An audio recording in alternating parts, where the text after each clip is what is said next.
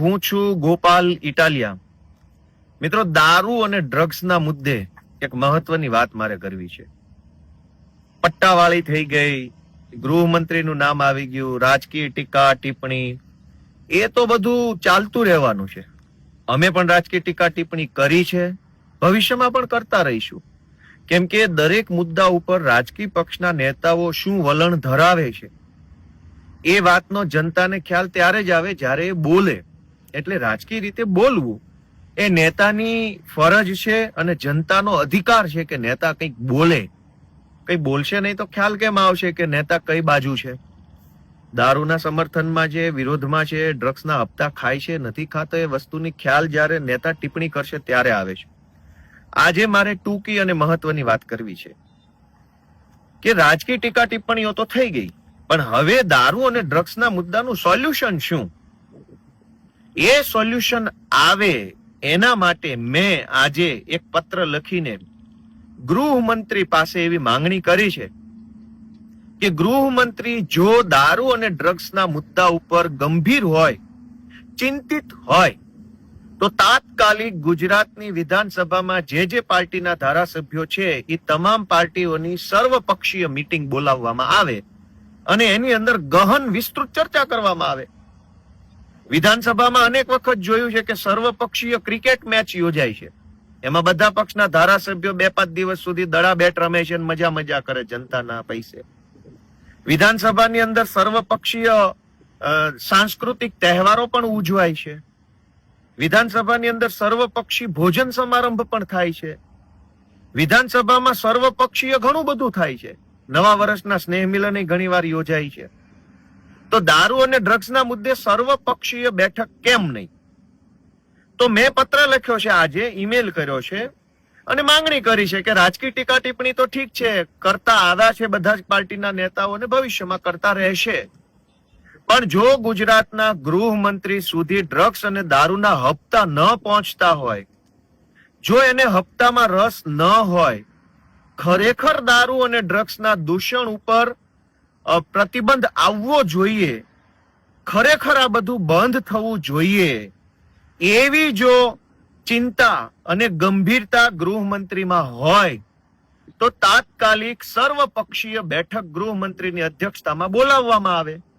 એમાં બધી પાર્ટીનું ડેલિગેશન જશે, સૂચન આપશે, રજૂઆત આપશે, સંવાદ કરશે અને મીટિંગના અંતે જે સર્વસંમતિ થાય દારૂ અને ડ્રગ્સના પ્રતિબંધ બાબતે, એ બાબત ગુજરાતની વિધાનસભાનું ફેબ્રુઆરીનું જે સત્ર આવવાનું છે એની અંદર મૂકવામાં આવે. મિત્રો, એવી બાબતની રજૂઆત અમારે કરવાની થાય છે દારૂ અને ડ્રગ્સના મુદ્દે કે જે વિસ્તારમાંથી દારૂ પકડાય મોટા જથ્થામાં, એ વિસ્તારના જવાબદાર સરકારી અધિકારીઓ ઉપર પણ એફઆઈઆર થવી જોઈએ. કેમ ન થવી જોઈએ? થવી જોઈએ. અથવા તો એ વિસ્તારના રાજકીય માણસોની જવાબદારી પણ ફિક્સ કરવી જોઈએ. કેમ ન કરવી જોઈએ? સરપંચ, તાલુકા સભ્ય, જિલ્લા સભ્ય, નગરપાલિકાના કોર્પોરેટર, મહાનગરના કોર્પોરેટર, ધારાસભ્ય અને સાંસદ સભ્ય, આટલા લોકોની જવાબદારી પણ કાયદામાં ફિક્સ કરવી જોઈએ. જે વિસ્તારમાંથી દારૂ ભરપૂર માત્રામાં પકડાય, એ વિસ્તારના રાજકીય વ્યક્તિઓ, એ વિસ્તારના સરકારી નોકરિયાતો, બધાની જવાબદારી ફિક્સ થાય એવો કંઈક કાયદો બનાવવો જોઈએ. અથવા તો જનતાના હાથમાં કેટલીક સત્તા આપવી જોઈએ. કાયદામાં સુધારો કરી અને જનતા રેડનું પ્રોવિઝન કરવું જોઈએ કે 10 લોકો મળીને જો જનતા રેડ કરવા માંગતા હોય તો તાત્કાલિક 10 લોકો ઓનલાઈન રજીસ્ટ્રેશન કરાવી શકે કે અમે આ ચંદુભાઈ, રમેશભાઈ, મગનભાઈ, છગનભાઈ નામના 10 લોકો જનતા રેડ કરવા ઈચ્છીએ છીએ. ખાલી નામ સરનામાની વિગતથી રજીસ્ટ્રેશન કરાવવાનું. પછી ગુજરાતના કયા અડ્ડા ઉપર ક્યાં રેડ પાડે છે એ જણાવવાનું નહીં, પણ એને ઓટોમેટિક રજીસ્ટ્રેશન કરાવવા માત્રથી એ 10 લોકોને જનતા રેડ કરવાનું લાયસન્સ મળ્યું છે એવું સરકાર માની લેશે. પછી એ 10 લોકો ક્યાંય પણ રેડ પાડી શકશે. આવું એક પોર્ટલ બનાવવું જોઈએ જનતા રેડનું, જેથી કરીને, કેમ કે અત્યારે એવું છે કે જનતા રેડ કરવા જાય, જિગ્નેશ મેવાણી જેવા ધારાસભ્ય કક્ષાના વ્યક્તિની સામે બુટલેગરનો પરિવાર, પોલીસ અને સંઘવી બધા પોતે હામાં પડ્યા, તો આમ જનતાનો તો બચારાઓના ફીણ નીકળી જાય. તો સરકાર એટલે કે ગૃહમંત્રી અને ભાજપની સરકાર ખરેખર ગંભીર હોય તો દારૂ ઉપર નિયંત્રણ કેમ લાવી શકાય, ડ્રગ્સ કેમ પ્રતિબંધિત કરી શકાય, એની ચર્ચા કરવા માટે સર્વપક્ષીય બેઠક વિધાનસભામાં બોલાવવી જોઈએ.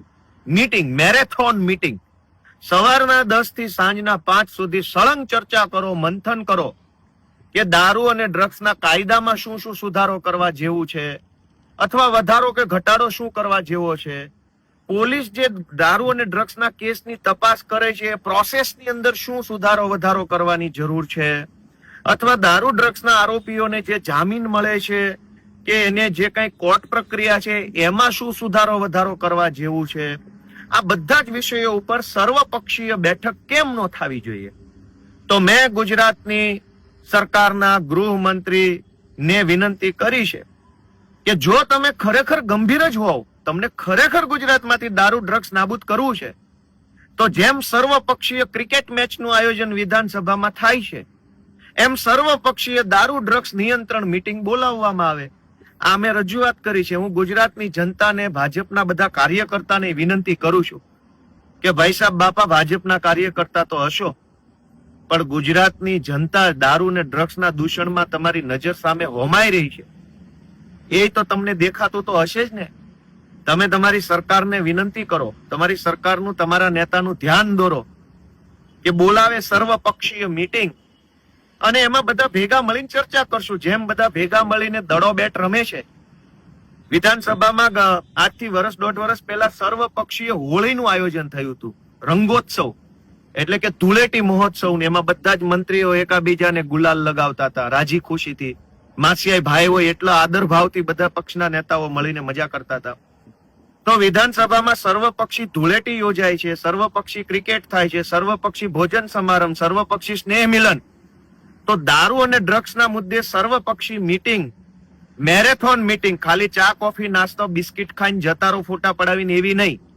Marathon meeting with live camera, કઈ પાર્ટીના નેતા શું બોલ્યો અને કઈ પાર્ટીના નેતાએ કઈ રજૂઆત કરી આખો ગુજરાતને જાણવા મળે એવી મીટિંગનું આયોજન હર્ષ સંઘવીની નેતૃત્વમાં, ગૃહમંત્રીના નેતૃત્વમાં કરવામાં આવે એવી મારી માંગણી છે.